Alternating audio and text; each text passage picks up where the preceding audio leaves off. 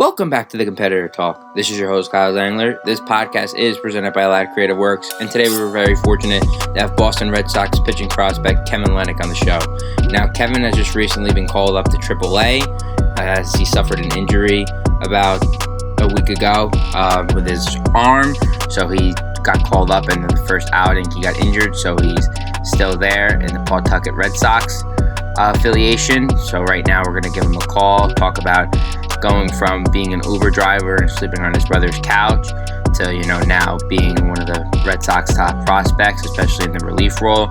He can throw up to 96 miles per hour. He trained in California. He has a very interesting story in how he got kind of lost with baseball and then got back into it in college and then eventually got a shot in the major leagues and went through a couple different organizations and has now ended up in the Red Sox, and he's been pitching great this season after being newly acquired by the Red Sox about 2 months ago. So we're going to give him a call now, talk about what he's been doing differently, how he's developed his game from not playing to where he is now, almost in the major leagues, and talk about his future goals and what he's doing now to improve on his game and still try to progress each and every day. So here we go.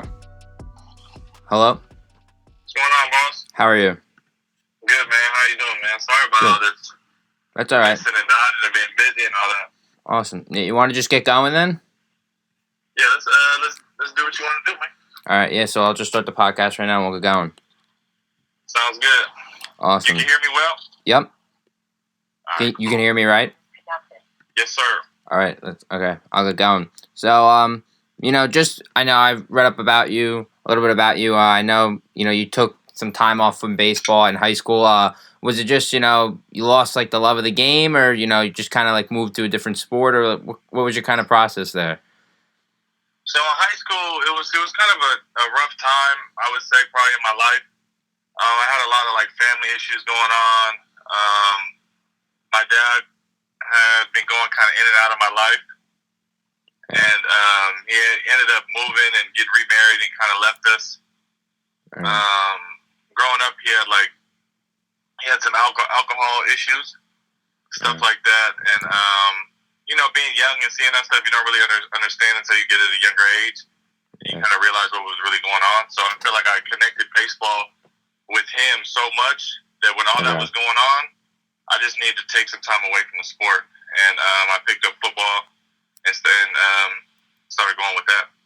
Yeah, so just, talking about football, you're a pitcher now. Would you say football has helped you so far in your career? Just with throwing and different mechanics? Yeah, at first, when I first came back into the sport, when I went to junior college, I think it might have been a curse. Because football, you want to be amped up and it's play by play, and you need to be at your full energy, full go every single play. And I feel like baseball is not like that. So when I came back in, when I went to junior college at College of the Canyons, I was an outfielder. So for the 4 years of college, I played outfield. And before the games, I remember I'd be so hyped up. And by the second, third inning, I'm like, bored. What was all that for? I'm like, it's the third inning. We still got 6, 7 more innings to go, and I just relaxed. It's a totally different vibe, a different sport. A lot more relaxed and kind of just more of a chess match. Yeah, so I know you went into some pre-draft workouts as an outfielder. When did you realize? I know you were with pitching guru Tom House. Is he kind of the one who kind of transferred you into a pitcher, you'd say? Yeah, so that's kind of fast forwarded through it. So I did the 4 years of junior college playing outfield and hitting, and I went to College of the Canyons for 2 years. I transferred to Hawaii Pacific for a year, and I ended up coming back home to finish my senior year at Cal State Dominguez Hills, which is a really good program. And so it was probably 3 weeks left in the season. About 2-3 weeks left, and before the game, I was telling the pitching coach at the time, Bill Erickson, man, put me in the game. Yeah. If you don't have a reliever, a late inning guy, put me in the game. I haven't pitched since I was probably 12 years old, 13 years old. But I'm like, I'm sure I could do fine. So he was crazy enough. He went out for a mound visit. I remember I'm in center field, and all of a sudden he points out the center field to me to come into the game, and I'm like, oh my gosh, he's serious. He's putting me in. So this was like the first time pitching in college in on the mound and I was pitching, I started realizing that nobody's hitting it. Yeah. I mean, my command was off, but at the end of the inning, like the pitching coach met me at the door of the dugout, like before I even got in there. He's like, "You know how hard you were throwing?" I'm like, "I have no idea." He's like, "You're throwing 95, 96 miles an hour." I'm like, "Oh shoot!" So then I ended up pitching like 11 innings. We went to playoffs and stuff like that. I did pretty well, and then when I went to the pre-draft workouts, a man that was advising me at the time told me to go as a pitcher and not a hitter. But when the scouts wanted me to show up as a hitter and I showed up as a pitcher, kind of miscommunication. They weren't really okay with that. In tune with that, yeah. Yeah, so I mean, probably just not a smart idea on my part, but at the same time, I risked it. I went, I threw for them. They had me do the pitching stuff. I was still 94, 95. Yeah. And just didn't end up getting drafted. So after 2015, that June draft, I did not get drafted. I was lost. I was in shock.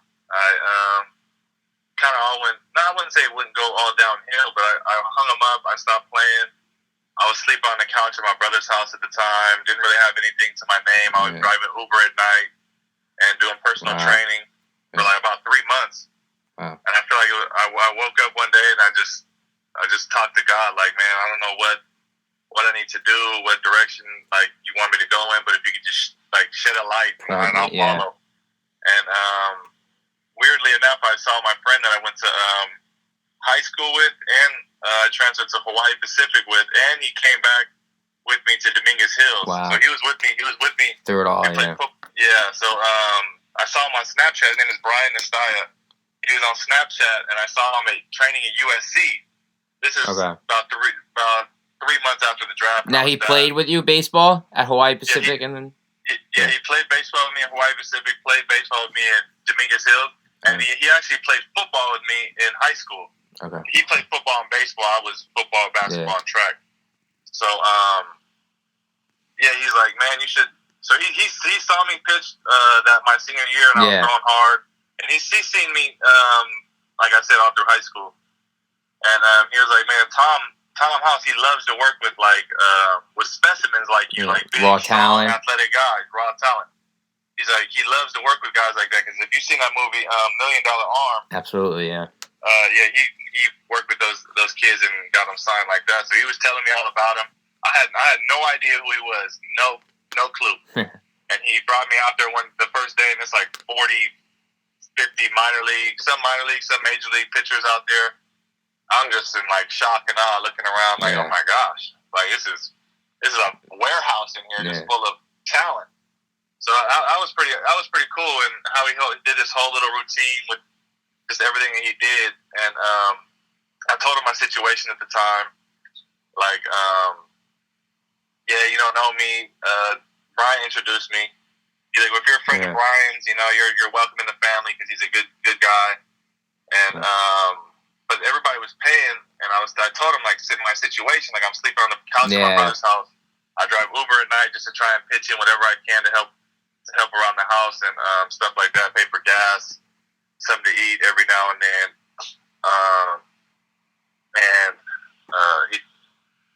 He told me like, I'm gonna watch you today. And if I feel like if I don't see something that I could work with and build on and help out and fine tune, then he's like, I've told it to thousands of players. I'll just tell you it's not worth it for you. So I did the workout. I threw, and at the end of the day, he's like, keep showing up. Like I'm gonna. Something's telling work me to. With you, Yeah, exactly. So he kind of took me under his wing and took care of me. He's like, don't tell anybody, but just keep showing up and keep working hard. Right. I did that I think it was just God's blessing, man. Yeah. And absolutely.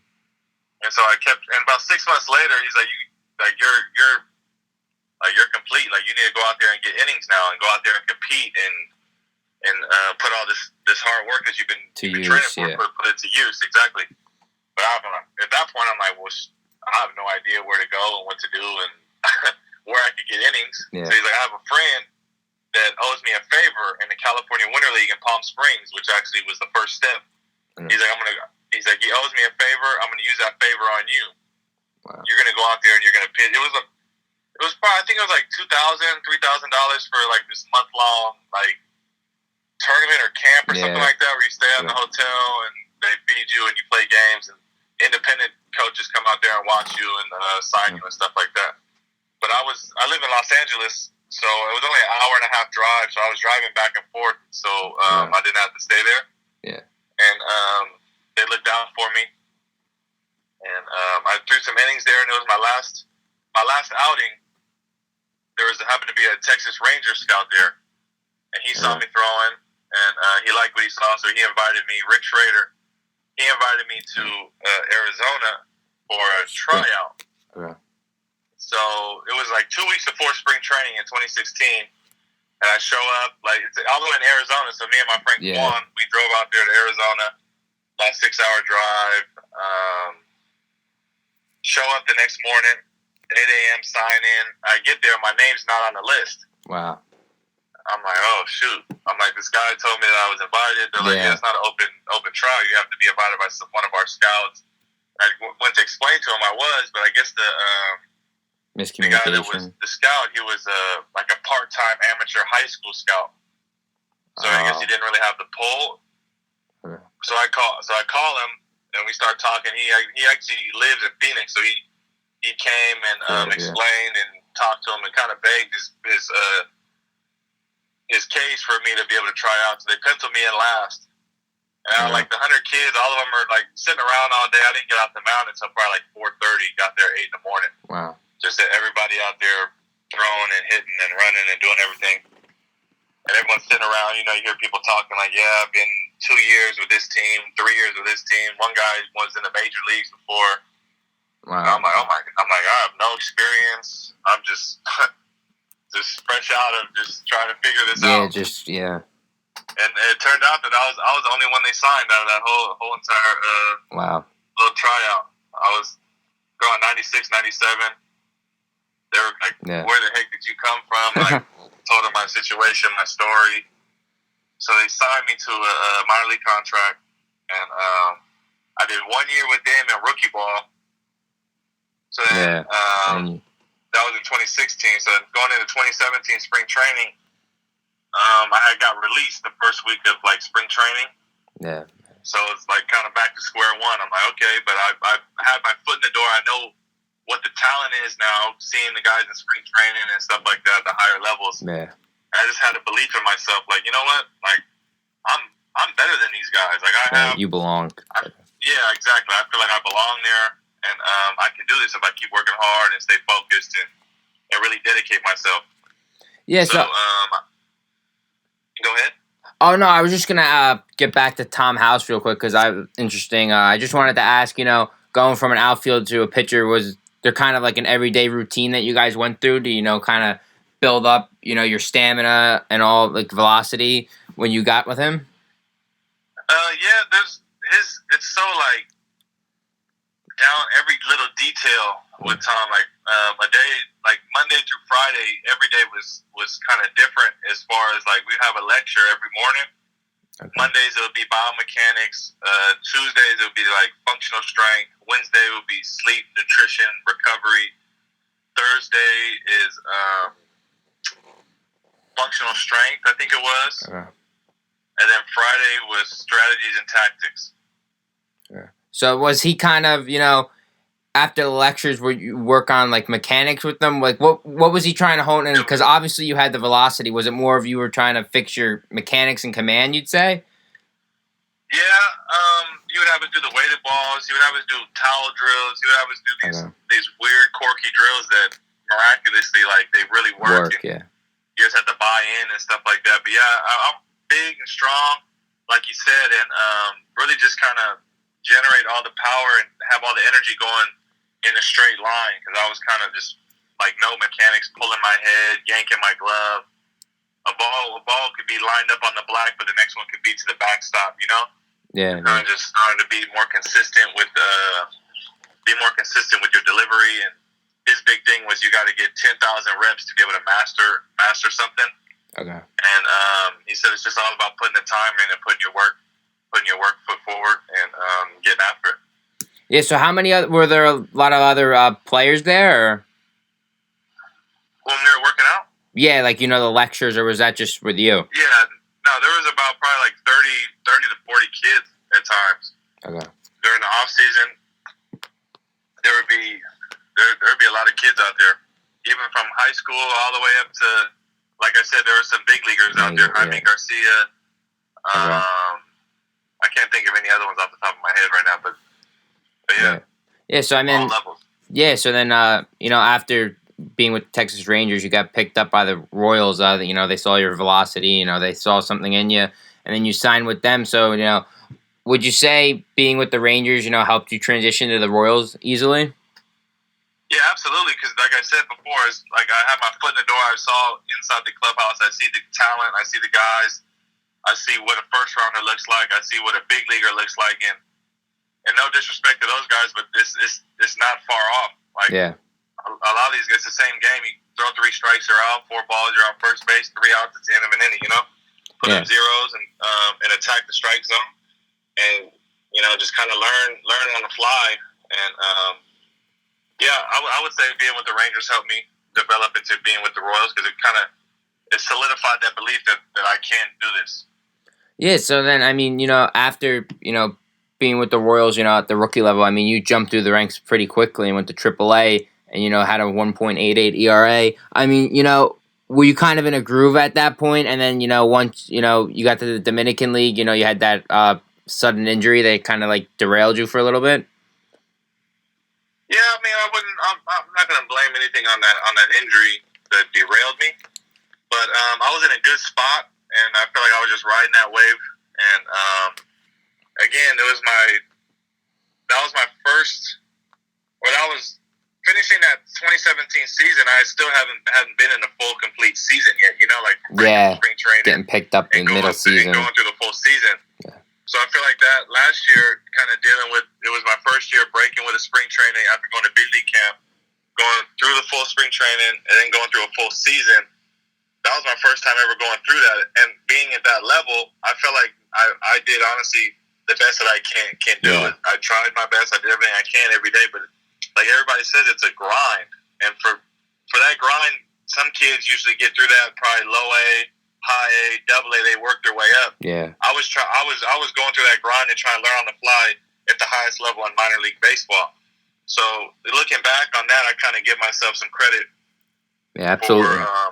For kind of going through that the first time full season at the AAA level. So and that was going into my second year of pitching. So I was still trying to learn and figure things out, and then when you have that rough spot, which I feel like I did hit a couple rough spots in 16 and stuff like that, but when you really hit a rough spot, you start to question your process and your routine, and you kind of grind through that and mix and match and find what works for you. I was still trying to go through that. Yeah, I mean, just looking at, you don't see a lot of people, like you said, jump so quickly from, like, rookie, in the same year going up to AAA. So, I mean, that must have been kind of, not hard, but necessarily, like you said, kind of, learning on the fly, challenging, because you're going from different classes, better, jumping up high. Going from, like, rookie to AAA. Yeah. Like, could you see a difference in, like, the batters, like, stuff like that? Like, was it not necessarily more difficult, but, like, you had to be more precise, Yeah, it was definitely a lot of like off the field stuff too, like that you don't see when you see a rookie ball. Then you see in AAA where they're cleaning your cleats and they take your bag for you. They clean when you're on the road. They take it, they put it in the bag, and it's already set up in the locker. You don't even touch it, and you're in the locker room with guys that are going up and down to the big leagues. And back, you're just literally in shock, like, oh my gosh. Like I remember I was in the clubhouse, and Jorge Soler, when I first went up to AAA, was the dude next to me in the locker, and he had won the World Series the year before with the Cubs, and I was just like, man, this is real baseball. This is incredible. And it was a shock, but again, like you said, the hitters, they're definitely more disciplined. Every level you go up, they're definitely more disciplined. They lay off a bad pitch a lot easier. The strike zone gets smaller. But I try not to think about all those things. I just think, like I said, 3 strikes are out, 3 outs at the end of an inning, put up a 0, attack the hitter, because you got to be. I'm confident in what I bring to the table, and I feel like my stuff plays, and that's how I go out there and show it. Yeah, so just speaking off of being with the Royals, you got cut by them, and Boston picked you up this year. Would you say, I mean, just looking at your ERA difference from being with the Royals to now at Boston, have you been doing anything differently, or just the new environment's been helpful? Yeah, a big thing that I believe in is a change in scenery. A change in scenery could do wonders. Because I feel like when you get caught up in the same routine, I went 17, 18, and then back again at 19 in Omaha. I feel like you just get caught in the same kind of routine, and it's tough to kind of mentally challenge yourself, physically challenge yourself, which maybe it was weak on my part, but a change of scenery is huge. Get back to the basics when you kind of get put on your back and your belly up. It's really how you're going to bounce back from it, how you're going to come back and compete. So it's kind of a challenge there to kind of re-sparks your situation, your mind, and your heart, and everything like that. Yeah, so I know you've only been with the Red Sox for a little bit, but what's kind of your routine, like your daily routine? Do you go to the field early, lift? Are you a guy that lifts after? I know I've talked to people who do both. So what's kind of your routine? My routine, I like to get there somewhat early. I do some weighted balls. I really like to do running. Get some yoga in, like a quick little 30-minute yoga session just to stretch the body out, loosen up.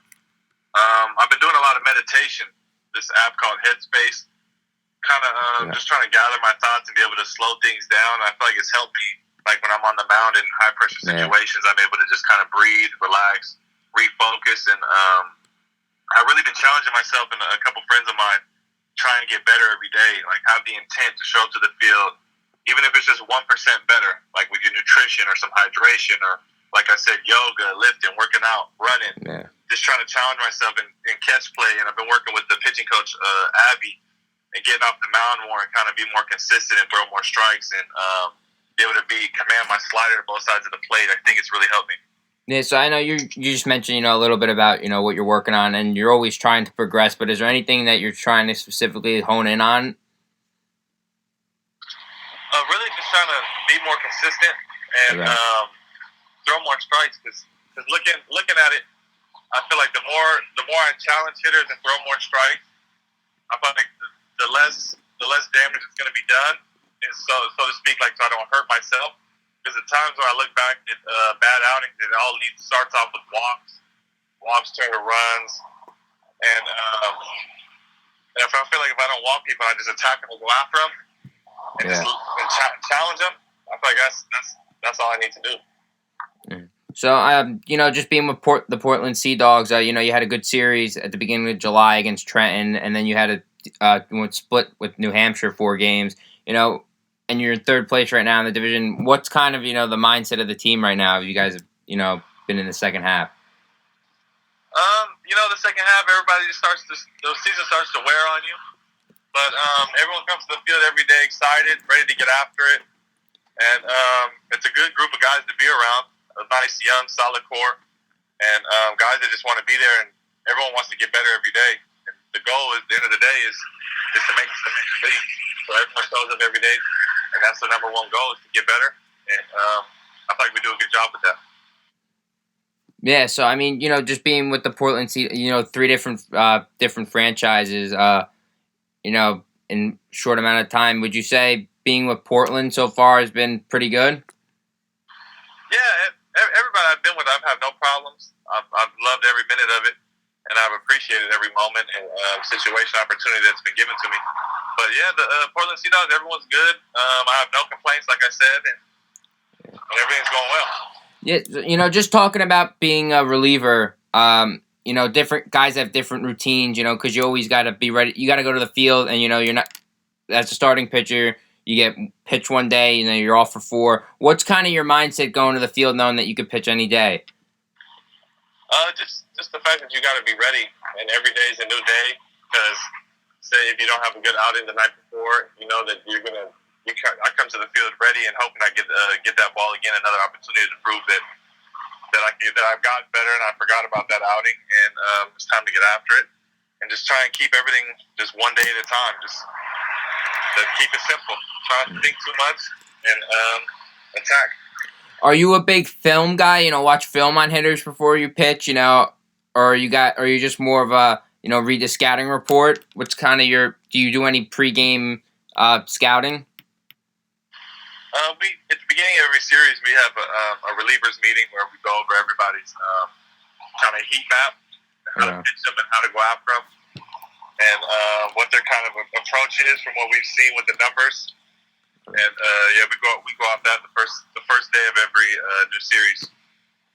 So you're not just doing that. Does that help you personally, or are you just kind of more of a go out there and do your thing, or do you think the scouting helps you? Yeah, definitely. The scouting does help you when you find out the guy's an early swinger, or he's hunting fastballs in, and stuff like that. So if he's an early swinger, you got to start him off with a breaker, some off speed, and you mix and match, and you take what you can from it, but you still got to understand your strengths and your weaknesses and what works for you, and put it all together and put it into your own repertoire. So you've talked a lot about your power fastball, being around 96, 97. What other pitches do you throw? Do you throw a changeup, curveball? What's kind of your other pitches? I throw a two-seam, which is a sinker. I throw a sinker that plays along with that four-seam fastball, and I throw a slider. I was throwing my changeup, but I haven't thrown it as much this year, just to kind of I feel it was taken away from me focusing in on my slider, which is was a good power pitch for me. Okay. So I kind of started focusing more on that. Now, is your sinker more of a heavy sinker, going down, or is it more of a sinker that kind of, goes horizontally? Like, is yours more of like a break that, fall off the table? It all depends on a certain day, really. But most of the time, I would say it's a power sinker. Okay. So more of like a heavy. Okay. Yeah. Okay. So, just last question, then we'll let you go real quick. You mentioned, taking that time off with baseball from high school to college. What made you want to pick it up again? Just curious. Honestly, that's a really good question. I ran into a friend of mine after I graduated high school, and I had offers to go play football, but my grades and stuff like that didn't add up with my SAT score, so I had to go the junior college route. Okay. And I just feel like I didn't want to play junior college when I had offers to go play Division I, and I guess you could say my pride and whatnot kind of held me back. But everything happens for a reason. Yeah, blessing in disguise. Yeah. Yeah, that's why exactly what I feel. And I ran into a friend of mine that I kind of grew up with, and he was playing in junior college. He was telling me to come out and play, and Christian Ornelas, he kind of pulled on me. Push. Like, man, come out there and play. So I was like, man, I'm not doing anything else. I'd rather try and go do that than play junior college football. So that kind of got me back into swinging things. Yeah, definitely. Yeah, just thanks for joining us. I mean, an amazing story. And, path isn't over yet, and we wish you luck. Hopefully we'll see you in the majors. Absolutely, man. I appreciate it, man. God is good. Absolutely. All glory goes to him, man. Awesome story. Definitely. Keep up the grind, and we hope to see you in the majors soon. Sounds good, man. Appreciate it. Thank you for taking the time and get my story out there, man. Appreciate it. Absolutely. Thank you. Have a good day, Kevin. You too, brother. Thank you. Bye. Yeah, so that's Kevin Lenik of the Portland Sea Dogs, which is in the Boston Red Sox affiliate, AA team, reliever. So thank you. Have a good night.